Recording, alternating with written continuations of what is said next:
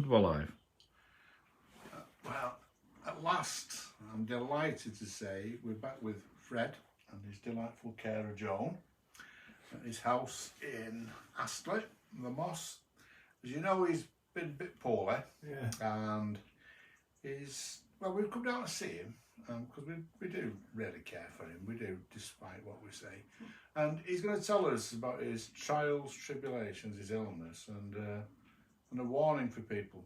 Fred, take it away. Hi everybody.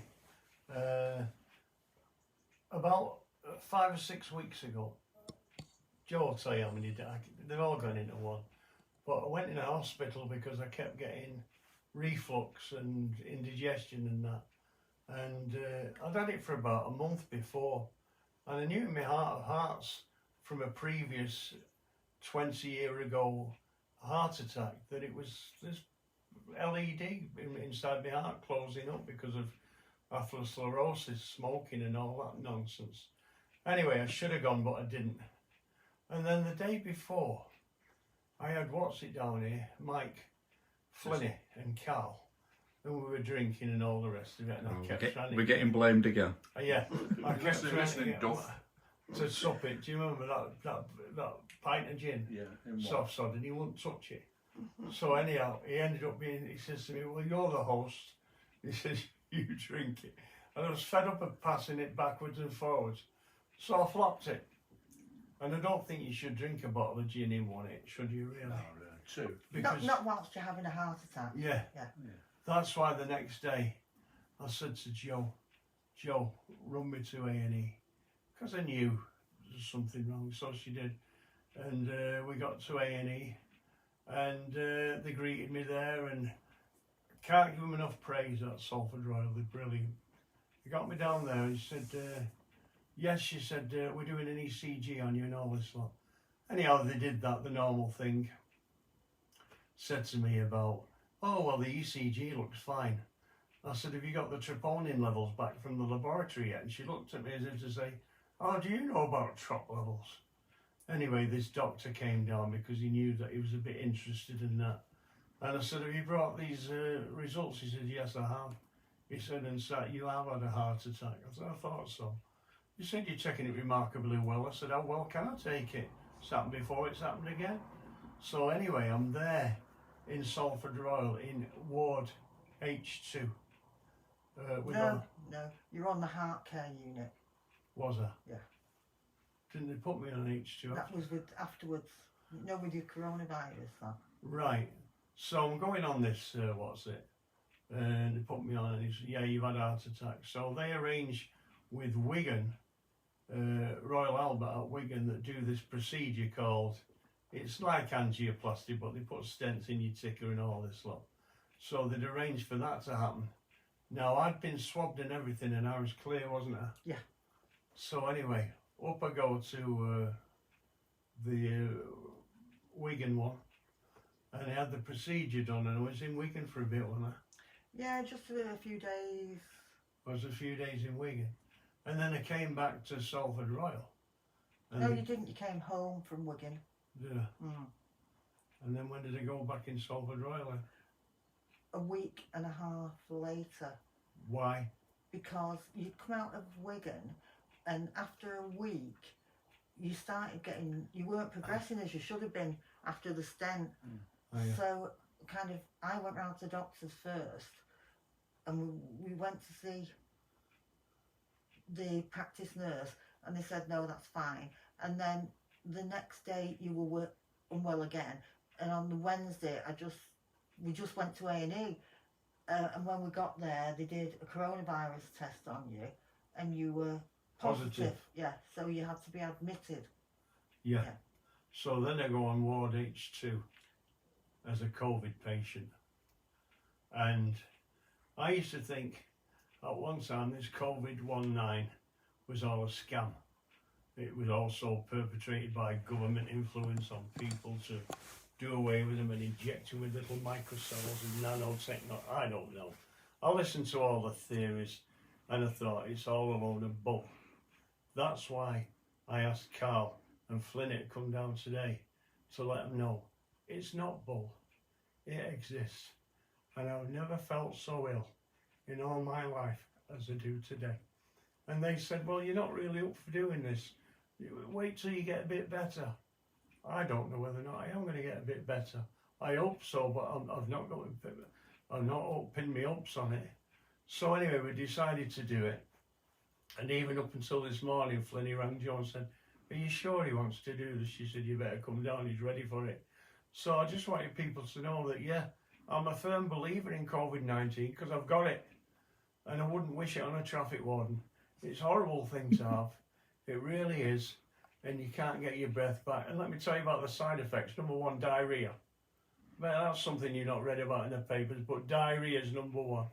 And then the number two side effects that you have with it is trying to get your breath, trying to breathe. I said this morning I'd give somebody a tenner just for a deep breath, because you can't get it. And with me being a Salfordian born and bred, I've grown up through that era of bronchitis, which was Salford's biggest killer. And we had the biggest, highest bronchitis rate in the world. And having worked down Agecroft Colliery on the coal face for a few years, I think that didn't help me chest. But the good side was I played the bagpipes, so that kept a good flow and all the rest of it. And then when I got this COVID-19, they put me on this thing called a CAP. CPAP, oxygen. CPAP. Yeah. What she said it was. And they put me on this thing, and it blasts air into you, saying, have some of this, have some of this. And for 2 nights I dreaded it. I was on it all the time. And on the 3rd night I said, can I have the pack, please? And they brought the pack in, and then they brought nebulizers in. Then what they called antibacterial things. Come on. Antibiotics? Yeah, antibiotics and steroids. Things fed from a Bradford sling up here into my arm. I was having injections, stuff up my nose, stuff on me. They tried everything. And out of all the doctors in H2, I promise you this, I must have asked 29 or 30 individual doctors, how have I got this COVID? We don't know. How long will they have it for? We don't know. Will I survive it? We don't know, but we hope so. And one of the doctors on the way out, when you get to the point where they discharge you, you think to yourself, a mug would think to himself, oh, I'm getting better. But anybody of my sort of like situation would think, you're going home to die. Not tomorrow to die.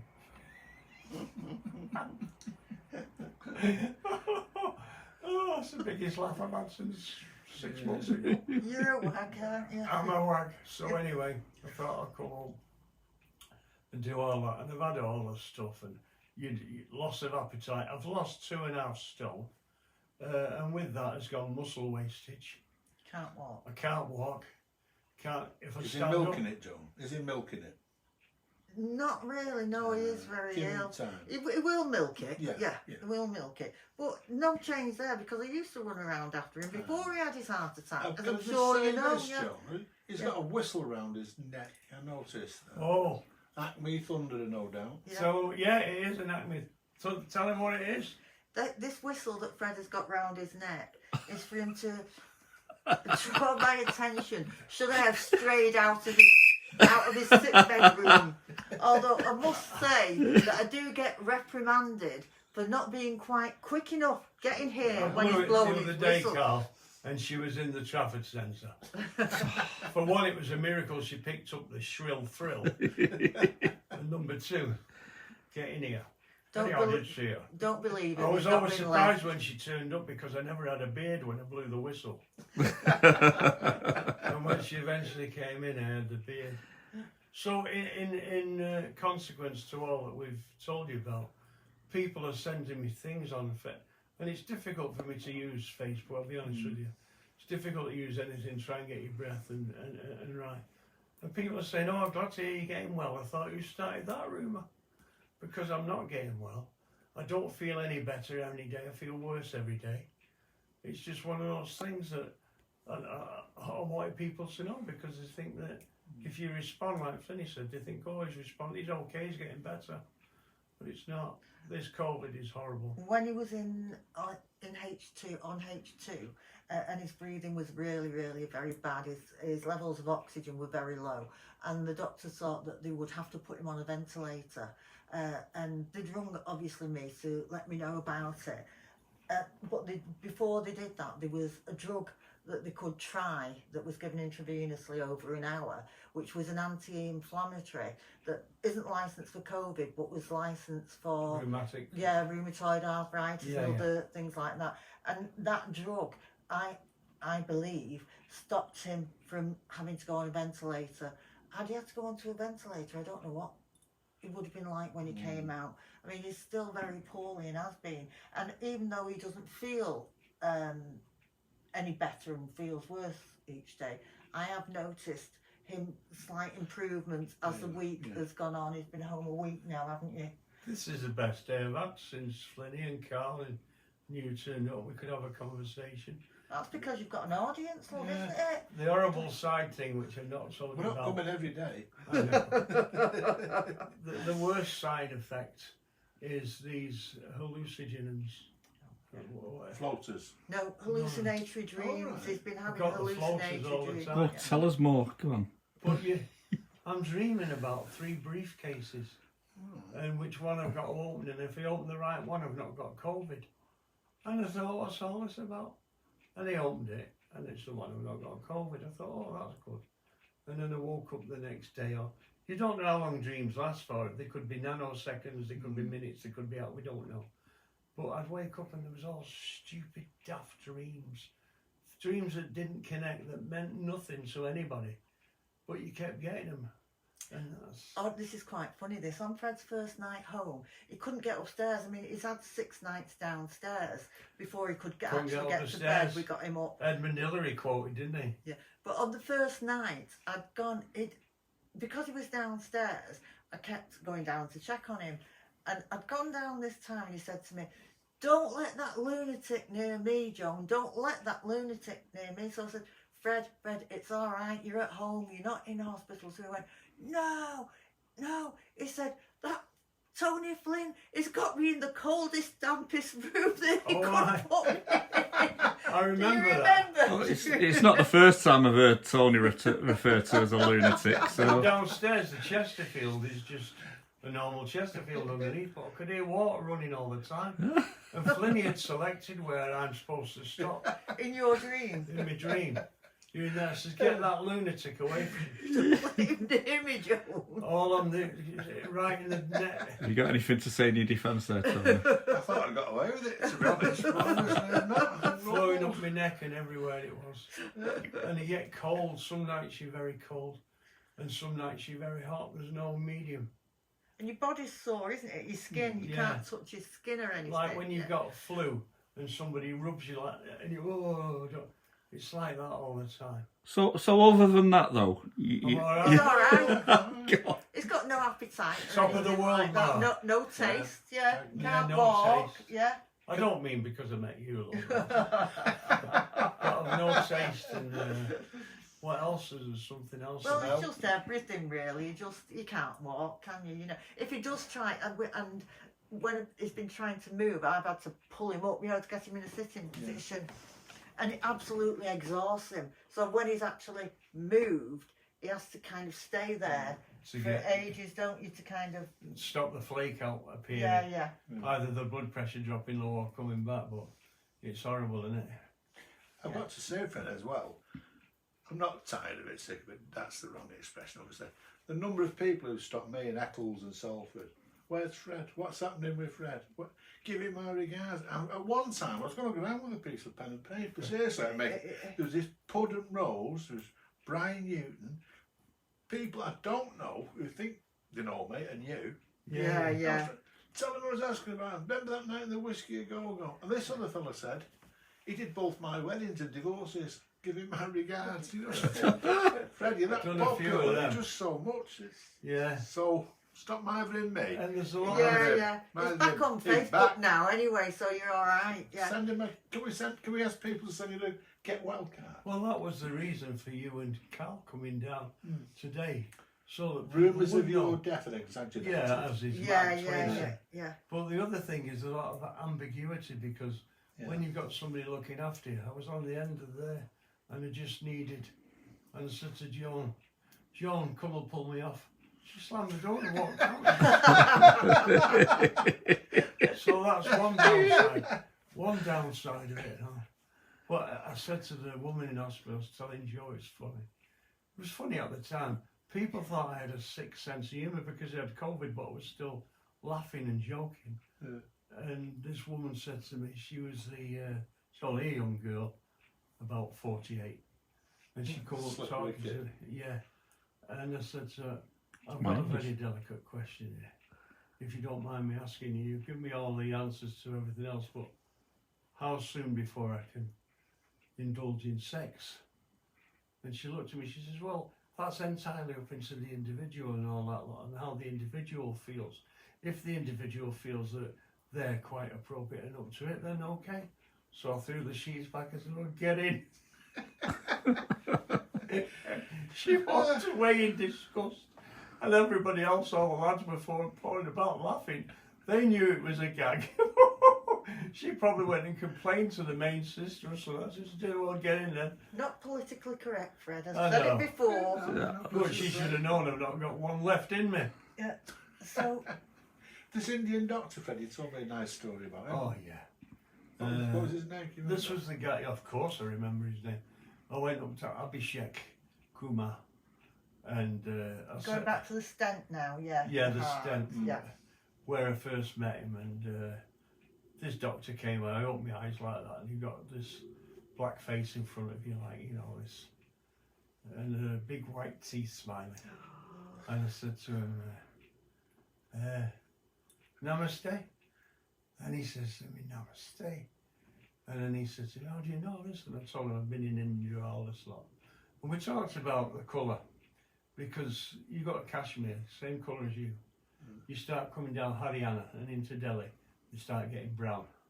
You start going further on to Kerala, Telugu and all places like that, and they go black. The further south they go, the complexion goes blacker and blacker. And I was chatting to him, I said, you're from Delhi. He said, how do you know? I said, your complexion. He said, you're bang on. He says to me, but my name is Dr. Kumar, but I'm going to tell you my first name.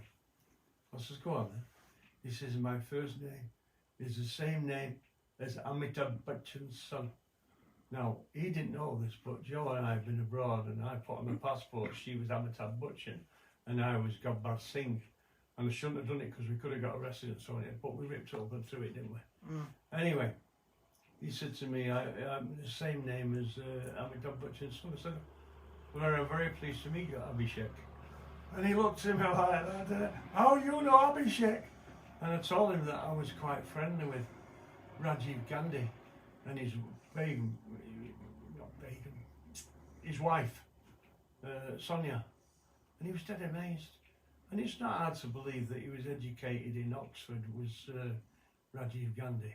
And he flew for Air India. And he had a natural interest in aeronautics and balloons and anything to do with it, that I struck up a friendship with him. That was years ago, that was way in the early 80s. Sadly, before he was assassinated in Chennai. I said to him one time, do you not fear for your life? He said, alas, does not everybody. It's a gamble. Life is a gamble. Which brings us back to what we said, life's a lottery. Life's a lottery, Freddie. It's a lottery. So he's dead made up, and I said to him, you know Zafar Mag? He said, yeah. I said, my friend Sri Vishwar Gupta is on Zafar. I know Sri Vishwar. I know Vish. And he got dead amazing that. So I'm going to see him again, and for what we're going for. For your follow-up visit, but we've not got a date yet. Am I going to see him, or is he coming here? No, you're going to see him. If we can move you at that time. Yeah. And then I'll take up the friendship again, but he was a belting fella and they looked after me.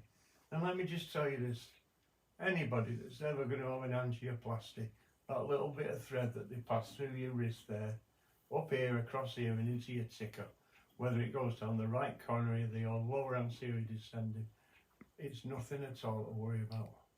They do all that, you feel very... But this thing, let me just tell you quickly about this.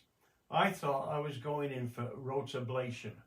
Rotablation is when they pass this very fine drill and they drill all the fat and atherosclerosis that's grown up on the side of your... They had to go in twice, didn't they? Yeah, they did.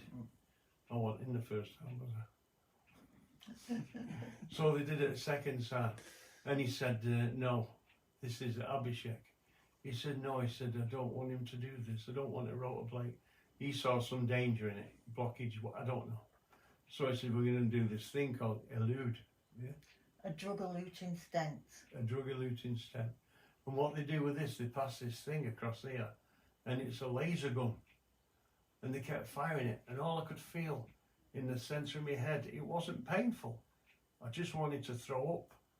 It was like a click, click, clicking, and I said to him, oh, what's this clicking? He said, oh, don't worry, every time I fire a gun, you will hear click.